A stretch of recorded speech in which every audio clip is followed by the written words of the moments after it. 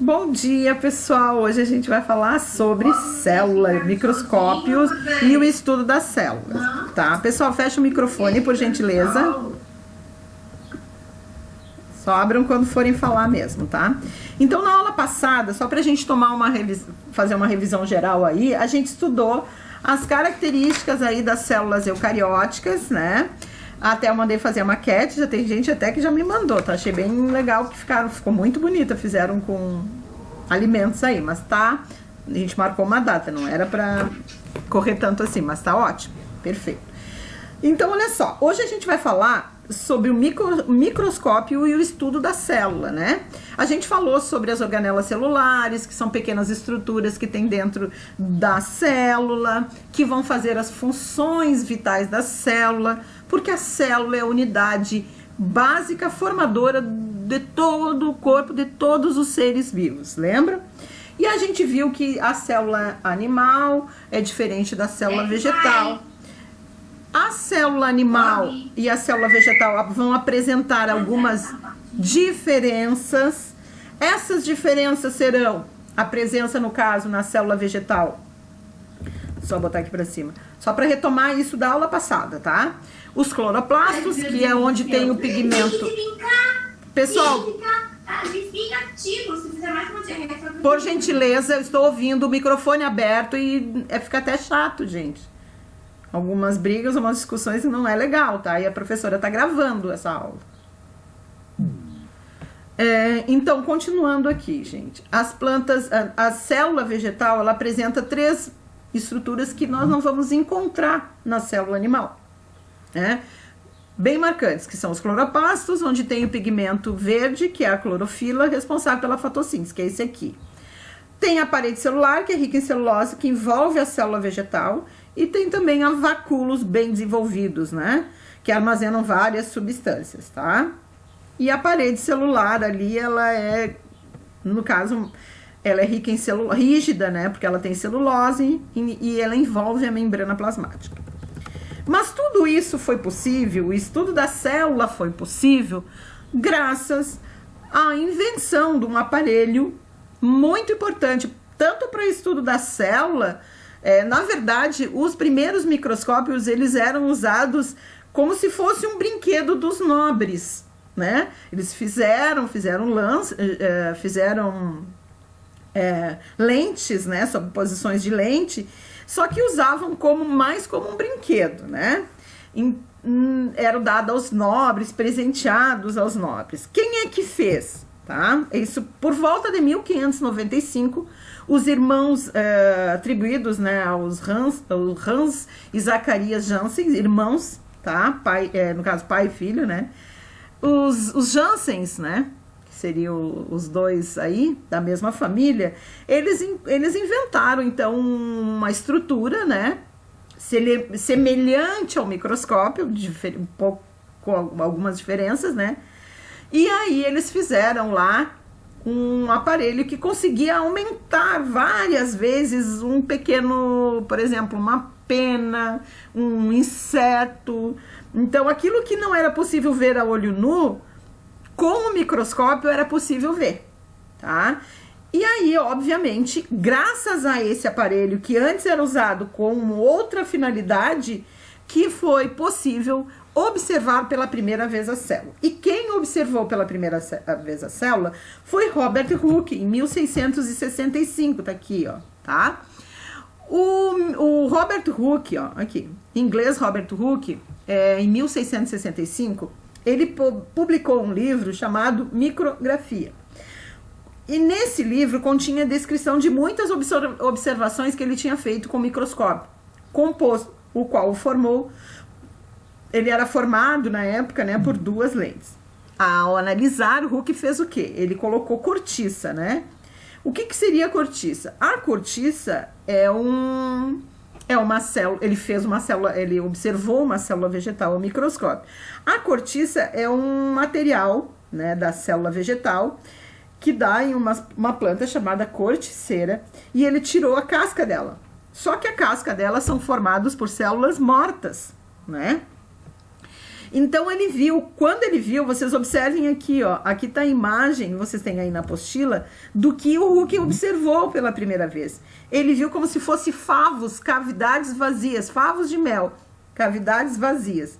E essas cavidades vazias, né, que é semelhante ao favo de mel, as quais denominou de poros ou pequenas células. Essa palavra pequenas células, né, célula é uma cavidade vazia, né?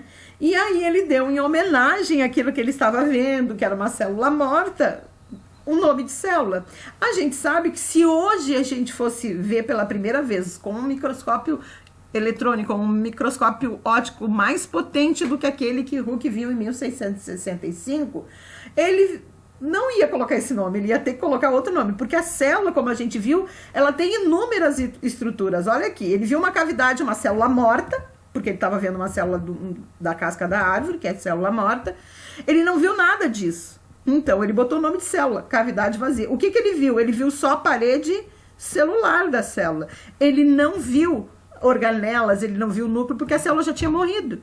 E aí ele deu, em homenagem àquilo que ele estava vendo, ele deu o nome de célula, por causa da célula, né?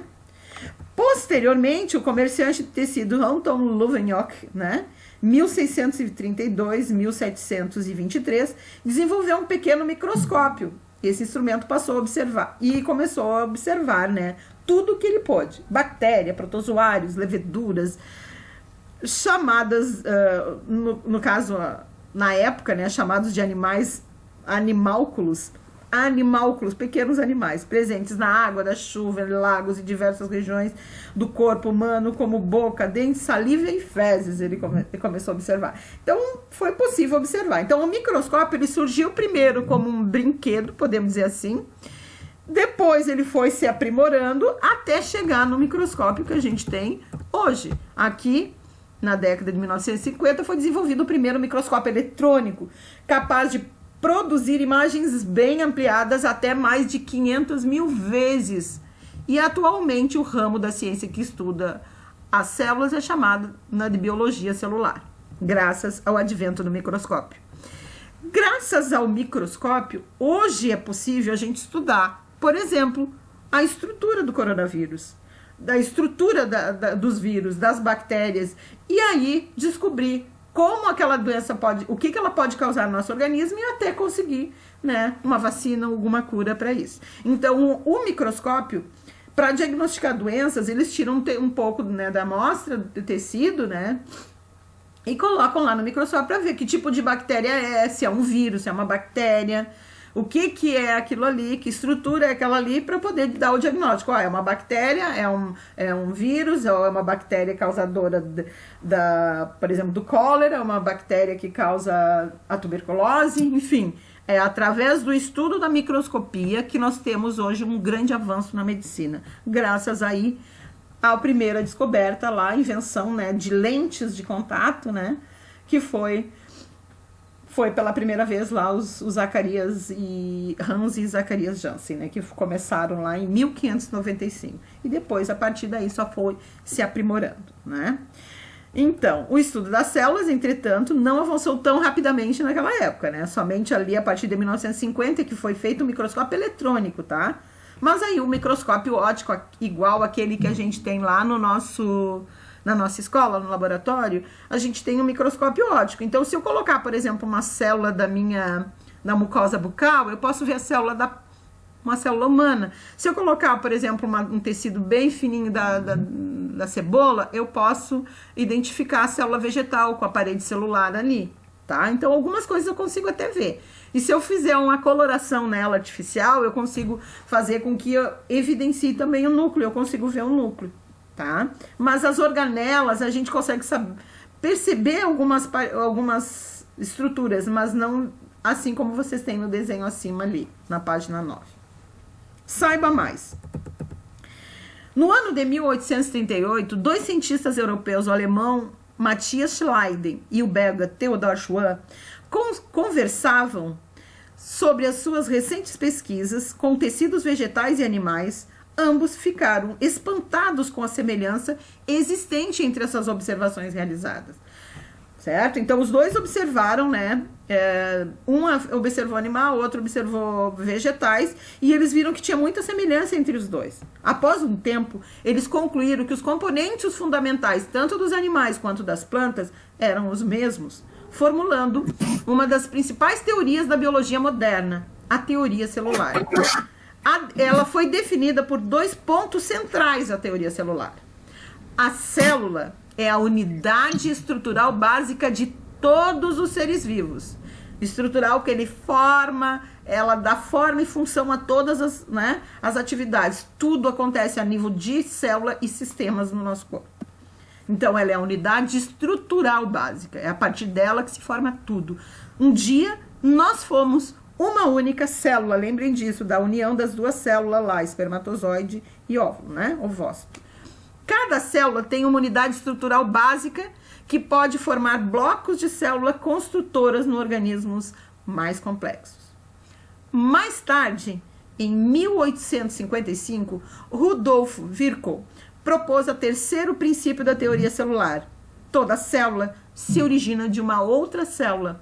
Isto é, toda célula se origina de outra célula pré-existente, que existiu antes. E a partir daí, houve muito avanço na parte das teorias e logicamente somaram aí aos conhecimentos básicos da célula a partir de 1838, então vieram várias novidades, e só em 1950 que foi, né, feito o primeiro microscópio eletrônico aí, que foi possível o estudo das organelas e tudo mais que tinha dentro da célula.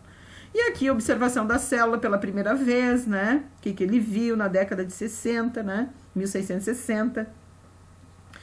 E daí depois veio a teoria celular, a unidade viva, né? E a partir daí toda célula se origina de uma célula pré-existente. Então foi uma evolução, e o conhecimento científico ele é assim, né? O conhecimento científico ele é produzido ao longo do tempo, né? Ele não chegaram, é assim, sem nenhum estudo. Tem que ter um estudo, tem que ter uma preparação até chegar. E esse conhecimento é sempre evoluído, tá? Ele vai evoluindo conforme vão passando o tempo, conforme vai aparecendo novas descobertas e novas tecnologias. E aqui a maquete da nossa célula que eu pedi para vocês. E agora tem atividade para vocês fazerem. E aí, gente, nós vamos começar fazendo essa atividade. Eu não vou mostrar aqui, senão já vou direto na resposta, né?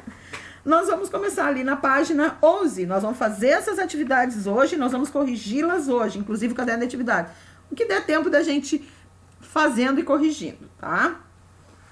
Então, só um minuto aqui.